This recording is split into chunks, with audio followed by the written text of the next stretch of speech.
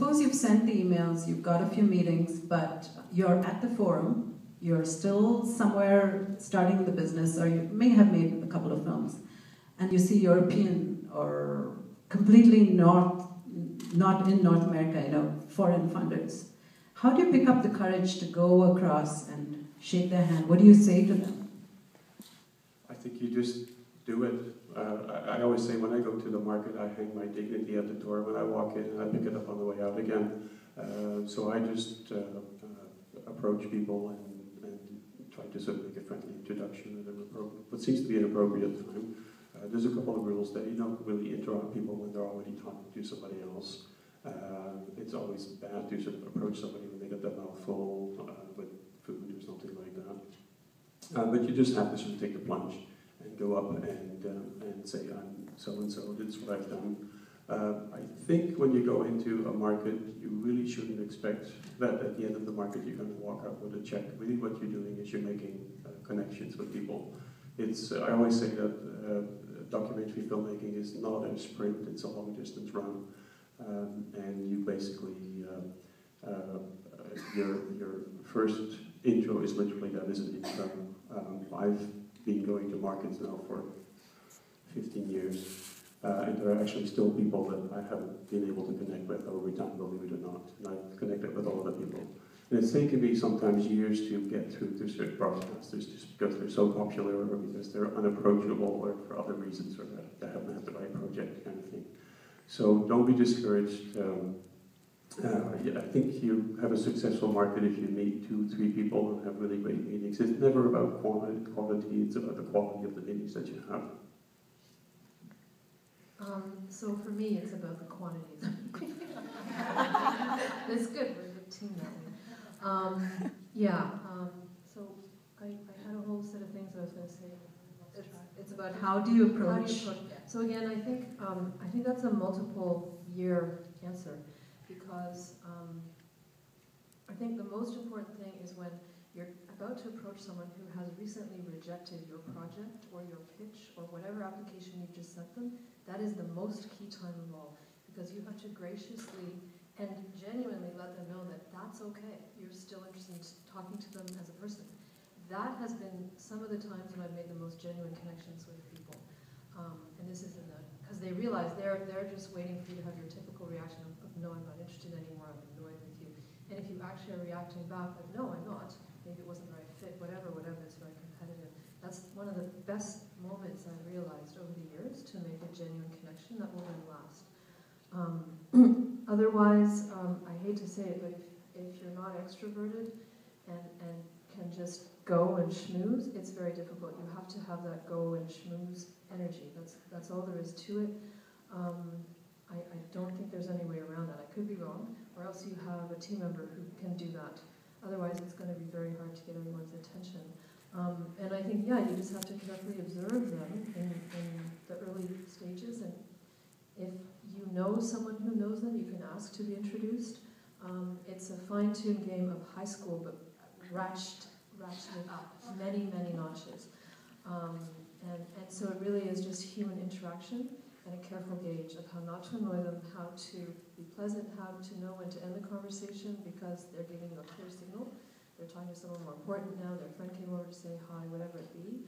And you have to have your elevator pitch clear so that you're telling them quickly, I'm so-and-so, I'm here, I've done this. And I think in your quick intro to yourself, bring out whatever the best thing is. Once we got the Ford Foundation money for HERMAN'S HOUSE, wow, I could not believe people would look at me, meet me, I'm clearly no one in their eyes. And then once that piece of information came out, it was a completely different story. So I learned to bring that piece of information out very, very quickly, because I instantly got people's respect.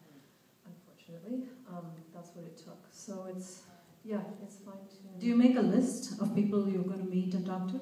I make endless lists, and I study what they look like, and yes, I have a list of who I'm chasing, and I'm like methodically chasing them throughout the day, ticking them off. And then I'm really exhausted for a whole week after that.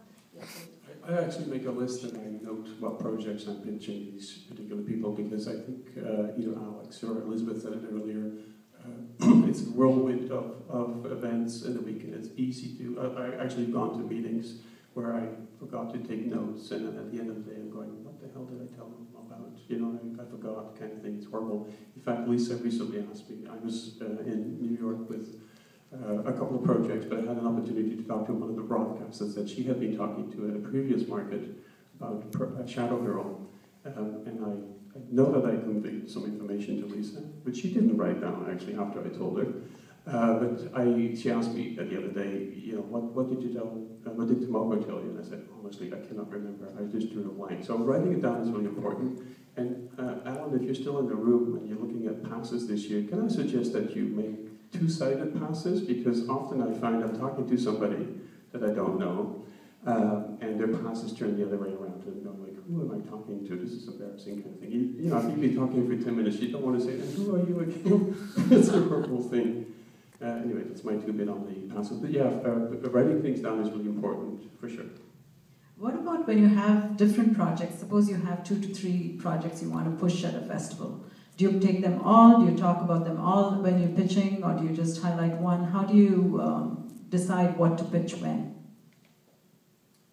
I pitch the projects that I think have the best go at the market. So, for instance, Hot Dogs Forum and ITFA's Forum are forums where there is a broad range of subject matter that you can bring to the table. But I never take more than 2 or 3 projects with me because it's really hard pitching them. Actually, I think a couple of years ago I was in France pitching a couple of projects, excuse me, to a Danish broadcaster. And I was on project number 5, and she just held up her hand and said, that's enough, dude, no more. So I would say don't load it up with a lot of projects. And if you're talking to commissioning editors, I would suggest that you focus on one project rather than numerous projects, because really you want to sort of put the project forward that you think has the best chance of getting financed. And what I tend to do is I bring the projects that already have commitments on board, because I think it will be the most saleable in the market. But don't take an arts program to a history market or a science market. I've generally been at markets with one project, but we have had meetings together with all the storyline slates, so we planned carefully ahead of time who's going to hear about what project.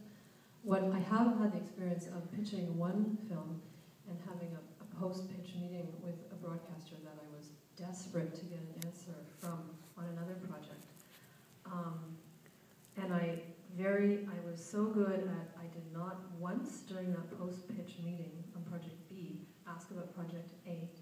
And it was an interesting dilemma that went through my head for the entire 20 minutes of our conversation, because it was a very important piece of information that I was going to get about Project A. But I deliberately didn't do that. It just felt like it would be more appropriate to hear about Project A separately. The person knew that I was waiting to hear about Project A. They were aware of the importance of what hearing either way would mean, but I just held my ground and somehow didn't do that, and I think I gained their respect. I think so, I don't know. And also, I think it was respectful to the director that I was pitching Project B with, that person. So that was an interesting moment for me. We recently pitched Unwanted to a broadcaster, and we probably spent about 20 minutes chatting about it, and I think he liked it well enough, but I really could sense that there was not a super connection. It was not going to walk away with a check kind of thing. So at the end of the meeting, I decided I'm just going to sort of talk about the League of Exotic Dances and see what it gets me. And all I had to say was, this is a film about old burlesque performers. The women are between 70 and 90 years old, and it tells the history of burlesque and sort of popular culture. And lo and behold, the next day I get an email saying, we want to put some development money in your project. And it was the Exotic Dancer, excuse me, the Exotic Dancer project, not Unwanted kind of thing. So sometimes it's good to gauge what you think people are feeling about what you've just pitched them. And if you think that there's an opportunity to sort of just add that other project in there, then you do. But don't overload people with projects. It also makes it seem that you have too much on the go. Just one overall comment as well about pitching. The person that you're looking at is a person, and they're real, and it's a conversation. And what I've learned, especially when you're at pitch events where you have literally 9 meetings in a row, non-stop, is you're all collectively getting more and more exhausted as the day goes by, and it's best to remember their person, like how are they doing? And if you conduct the pitch as a conversation first and foremost, and also share with them like, yeah, we're kind of exhausted, how are you? Okay, let's get into it. You're also developing a rapport, and they're not just gauging your project for its content. They're not just gauging your track record or the company where you're at's track record. They're gauging how they feel about interacting with you. And that's utterly personal, and our industry, I feel, is utterly based on these personal interactions and connections. So you're also pitching yourself and how you relate to people and how you interact, and are they comfortable? And you're not going to be comfortable with every one of them, and they're not going to be, not every one of them will be comfortable with you. But I think it is important to not try to be who you're not, because that's even worse. And on that context, which would you prefer, a one-on-one meeting or a pitch, a forum kind of pitch? What works better for both of you? I think if you're an experienced producer, then you have that option. I think if you're an inexperienced producer, you're much better in one-on-one meetings rather than a big public event where potentially if your project tanks, it will go down the drain because the whole broadcast world has just seen your pitch go down and nobody's going to come in.